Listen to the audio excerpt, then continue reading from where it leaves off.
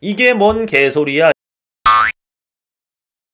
안녕하세요. 유튜브로 만드는 수능국어 무료인간 박민석입니다. 오늘은 비문학에서 꼭 해야 되는데 여러분들이 왠진 잘 모르겠어요. 근데 안 하는 거.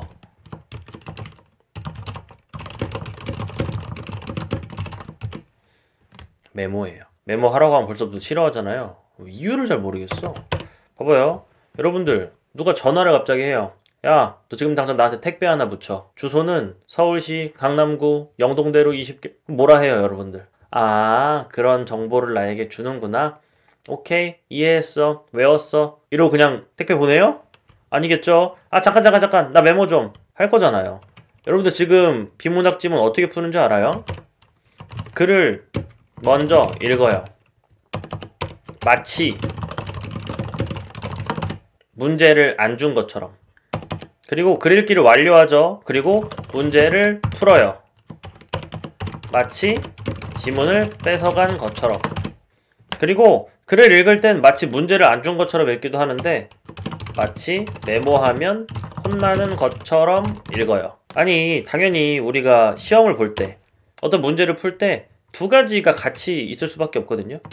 머리, 눈과 함께 있는 이 머리, 그리고 또 하나 손. 이거 말고 다른 도구는 부정행위예요. 근데 이것까지는 합법이잖아요. 두 가지 다 써야 되는데 이 손을 어디에만 쓰냐면 표시에만 사용하죠. 되게 많은 학생들을 만나면서 좀 놀랐던 게 글에는 막 이렇게 표시되어 있어요. 막 이런 표시 있잖아요. 막 문단마다 이렇게 끊어져 있는 거. 그리고 막 세모 쳐져 있고 동그라미 쳐져 있고 뭐가 많은데 이 문제에 해당하는 정보는 어디에 있었어? 하니까 다시 한 줄씩 찾고 있어. 뭐야? 표시? 솔직하게 말하면 왜 하는지 모르는 채 하는 표시는 좀 쓰레기다? 이렇게 생각하는 편인데 표시할 거면 그냥 하세요. 다만 이 손을 표시에만 사용할 것이 아니라 플러스 메모도 하면 안 되나? 하는 거죠. 메모는 기본적으로 메커니즘이 이거예요. 메모하는 양이나 내용을 선정하는 방법, 머리가 부담스러워하는 만큼. 만약에 총 6줄이 있어요. 그 중에 6줄 다 머리로 알겠는 경우 메모를 하지 않죠. 넘어가는 거예요. 근데 6줄 중에 3줄은 알겠고 3줄은 정보가 너무 많아 미치겠는 경우, 이럴 땐 3줄만 메모하는 거예요. 6줄 다 너무 정보가 많고 그냥 읽어서는 모르겠는 경우 6줄 다 메모하는 거죠. 메모는 어떻게 하는데요? 나의 말로 요약해서 단 빠뜨리는 내용 없이. 이게 다인데요? 이거를 안 하고 어떻게 비문학 왜 그러는 거예요? 왜 이렇게 어려운 싸움들을 하고 있는지 모르겠어. 이런 메모들을 하지 않은 채 뭐라고 말하는 줄 알아요? 아, 나는 과학 기술이 어렵다. 혹은 아, 나는 특이하게 철학 지문이 이해가 잘 안 간다. 뭐 이런 식의 얘기를 하는 거예요. 근데 이런 친구들의 일단 문제는 첫 번째, 글을 파악하려고 함. 당연히 글을 파악해야 되는 거 아닌가 싶겠지만 아니요. 글 말고 문단을 파악해서 그 내용을 모아서 글을 만드셔야 돼요. 글의 전체 흐름을 아는 게 중요하다고 하던데 흐름 몰라서 문제 틀리나요, 지금? 흐름 몰라서 틀리는 게 아니라 그냥 문단의 그 정보들을 모르는 거예요. 문단으로 인식의 단위를 바꿔서 그 정보를 파악하세요. 그리고 각 문단을 파악함에 있어. 즉, 정리함에 있어. 메모라는 수단을 추가적으로 동원해야 한다. 그래야 그 문단들의 정보를 알 수 있을 것이고, 그리고 나중에 틀리더라도 어떤 문단에서 어떤 정보를 잘못 파악했는지 점검도 할 수 있어요. 지금은 그냥 글, 그리고 글의 어떤 소재, 이런 것들만 기억에 남아있고 난이도만 남아서 나는 이러한 소재를 담은 이러한 글을 어려워해, 이러고 끝나죠. 어려워하지만 그걸 다시 극복할 수 있는 방법은 또 없고, 뭐 이런 상태가 반복되고 있다면 성적 오르기 힘들죠. 네, 문단으로 눈을 돌리세요. 단위가 작아야 돼요. 그리고 각각의 문단에서 제발 각 문단이 끝나면 두 가지를 하세요. 예측까진 바라지도 않을게요. 그냥 정리라도 하세요. 그냥 아, 여기까진 이런 내용이고 이런 느낌이 안 나면 다음 문단으로 가지 마세요. 제발. 근데 여기까지는 이런 내용이고 안 될 때도 있잖아요 라는 말을 한다면, 그래서 메모까지가 모든 수단이에요. 그 모든 수단을 총동원해서 제발 끝내려고 시도나 해보라고요. 이러고 틀리면 나중에 다시 재시도하면 되죠. 그냥 이러고 틀리면 틀리세요. 그런 다음에 이건 메모도 어려운 지문이었어. 그럼 진짜 어려운 거였겠죠. 근데 지금은 눈으로만 보면서 표시만 하면서 실패했어. 난 이거 참 어려운 지문인 것 같아. 좀 심하게 얘기하면 안타깝지도 않아요. 왜? 최대한을 했는데 실패를 했어야 안타깝고 그 다음 걸 알려주고 싶잖아요. 근데 여러분들은 최소한만 합니다. 거의 최소한만 해요. 그리고 이런 생각도 하죠. 이렇게까지 해야 할까? 혹은 이 정도만 하면 되지 않을까? 이렇게 줄여서 해도 되나요? 뭐 이런 생각들? 이렇게까지 해야 할까? 내 점수인가? 이 정도만 하면 되지 않을까? 안 되니까 지금 그 상태겠지. 이렇게 줄여서 해도 되나요? 점수도 준다. 이런 얘기예요. 제발 각 문단이 끝나면 정리됐는지를 확인하고, 정리가 돼야지 넘어가는 거다. 근데 그 정리를 어떻게 하는가? 제발 모든 수단을 총동원해라.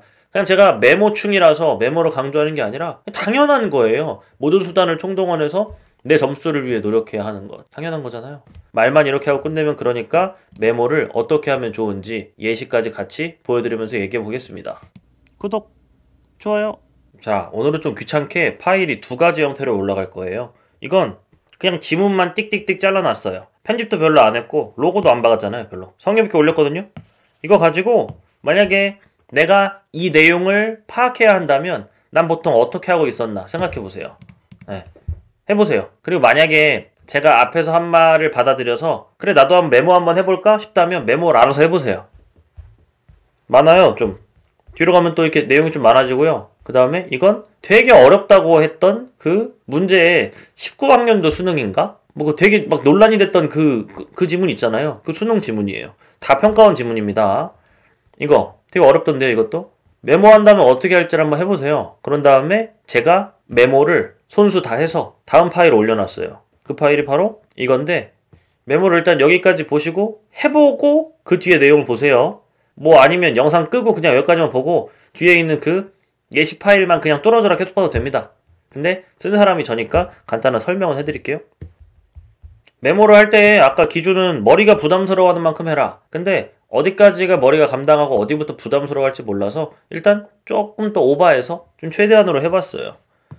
근데 그런 기준을 잡더라도 반드시 생각하셔야 되는 필수 메모사항은 있습니다. 필수라고 말하는 건 머리가 감당이 돼도 이건 메모해라 하는 내용이에요. 뭐냐면 두 가지만 더 있는데 딱 두 가지만 약속해 주세요. 제발. 비례반비례. 형식은 이거면 돼요. 이거 제발 화살표라도 사용해서 비례반비례 메모해 주세요. 왜 메모하냐면 지문에 비례반비례가 포함되어 있으면 반드시 문제에 나옵니다. 반드시 문제에 나오니까 중요한 거겠죠. 제발 메모해 주세요. 또 하나, 최대 최소 잘 안 나오긴 하거든요. 근데 나오면 이것도 문제 나옵니다.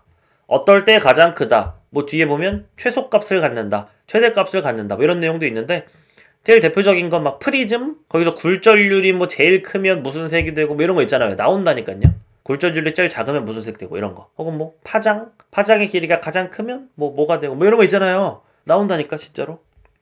저는 그래서 얘를 비례반비례 위주로 한번 메모를 해봤고요. 각각의 상황들, 빨간색은 나중에 이해를 돕기 위해 이런 것까지 하면 좋지 않을까 싶어서 해놓은 거고, 요 초록색 위주로 보시면 될 것 같습니다. 괜찮죠? 얘는 일반적이잖아요. 얘는 어때요? 보통 메모하라고 하면 과학기술은 그래도 메모할 게 있다고는 생각해요. 그래서 그것들을 시도해 볼 수는 있어. 근데 인문지문 같은 것들은 어떻게 메모해야 되나 잘 모를 것 같아서. 뒤르켐이라는 사람의 생각이 나와 있더라고요. 이 사람이 집합 의례를 어떻게 바라보고 있는지가 쭉 나오던데 나름 과정이 있더라고요. 특이하게. 그래서 화살표로 한번 묶어봤죠. 문제 상황 발생하고 집합 의례를 했더니 여기서 이걸 깨달아가지고, 여러분 간단한 내용이라고 느낄지도 몰라요. 근데 누군가는 이게 뭔 개소리야 이러면서 이해가 안 될 수도 있잖아요. 장담하는데 이해가 안 될 때 쓰세요. 메모를 싫어하는 사람들은 이런 메모를 생각하는 걸지도 몰라요. 머리로 정리가 다 돼요. 그런 다음에 이후에 이어지는 메모. 이것도 또 심하게 말한다면 쓰레기입니다. 시간 낭비고. 근데 여러분, 생각을 정리하고 싶을 때 생각을 하면서 쓰는 거예요. 훨씬 나아질걸요? 좀 단적인 예로 제 채널의 영상 중에 재생 목록이 있어요. 1인칭 시점이라는 1인칭 풀인가? 어쨌든 그거. 제가 탁자에 앉아서 수능, 뭐 평가원, 뭐 교육청 이런 것들 막 풉니다. 80분 내내.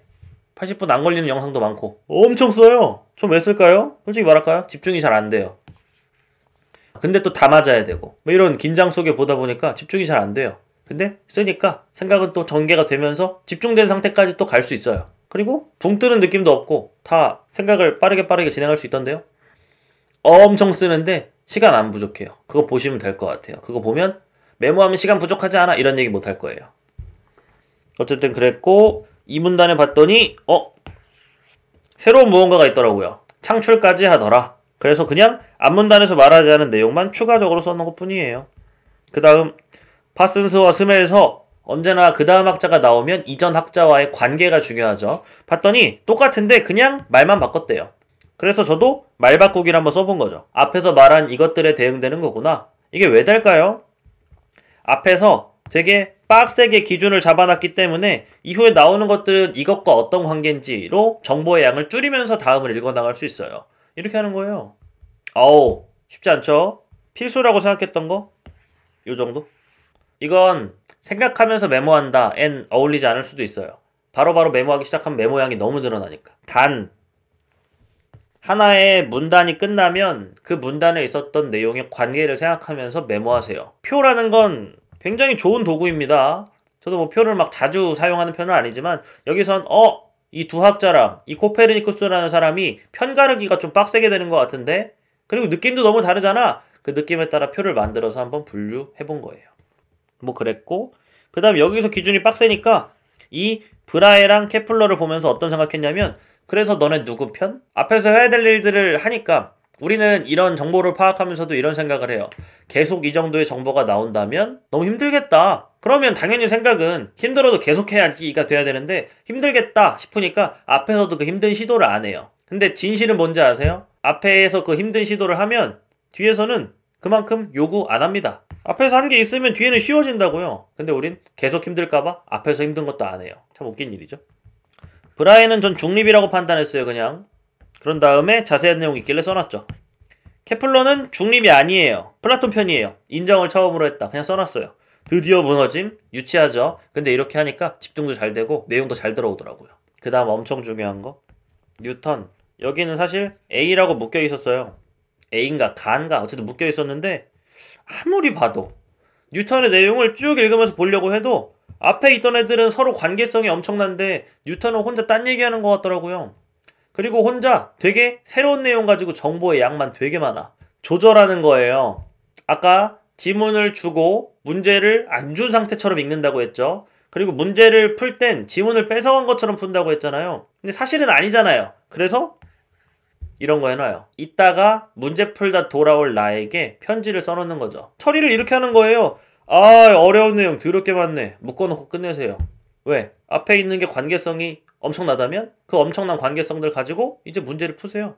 그 뉴턴에 대해 물어보면 여기 와서 그 내용을 처리하면 되잖아요. 실제로 뉴턴과 관련된 내용을 물어보는 문제는 딱 당시에 31번인가? 그 문제밖에 없었습니다. 그래서 저는 실전에서 나름 저 혼자만의 실전이죠. 학원 한 구석에서 그냥 풀었으니까 저는 그 31번을 읽지도 않고 찍었죠. 왜? 뉴턴 부분을 이것 때문에 굳이 왜 읽어야 함? 이런 계산이 섰으니까. 정보들이 어떻게 배열되어 있는지 그리고 그것들을 어떻게 조절하면서 받아들일지 이런 생각을 하는 거예요. 그냥 무작정 요즘 유행하듯이 한 문장 한 문장을 파악한다. 문장과 문장을 붙여서 읽는다. 중요한데 기본기 기를 땐 중요한데 그런 것들이 되고 나선 다음 스텝은 이거라고요. 각각의 문단에 나와 있는 그 정보들을 정리하며 어떤 관계가 있는지를 파악한다. 이것들을 모으면 결국 지문의 흐름이 돼요. 이런 거 하면 지문의 흐름이 파악 안 되지 않을까? 이상한 생각하지 마시고. 마지막 여러분 보여요? 비례반비례 그리고 모르는 말에 정의 괜히 한번 써보는 거죠. 그리고 최대 최소 보이죠? 그 다음 아까 나왔던 말인데 내 머릿속에 있는 기준이랑 좀 다른 말 바로바로 써버렸고 또 최소값이란 말 나오니까 반응해야 되는 걸 알았어요.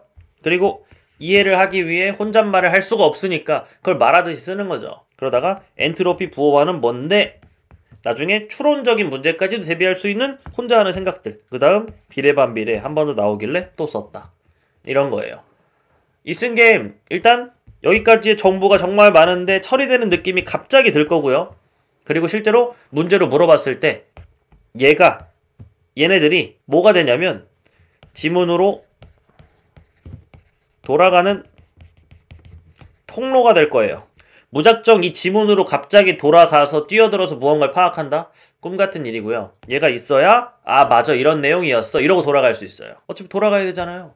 지문에 한 번도 안 돌아가고 문제를 풀어야 잘하는 거라고 하던데 제가 듣는 국어 공부나 국어 문제풀이 관련된 소리 중에 거의 제일 개소리? 저는 수도 없이 돌아갑니다. 그리고 안 돌아가는 그런 사람들이 이만큼도 부럽지가 않아요. 쟤는 왜 저래? 왜 이렇게 혼자 이상한 자신을 고문하고 있지?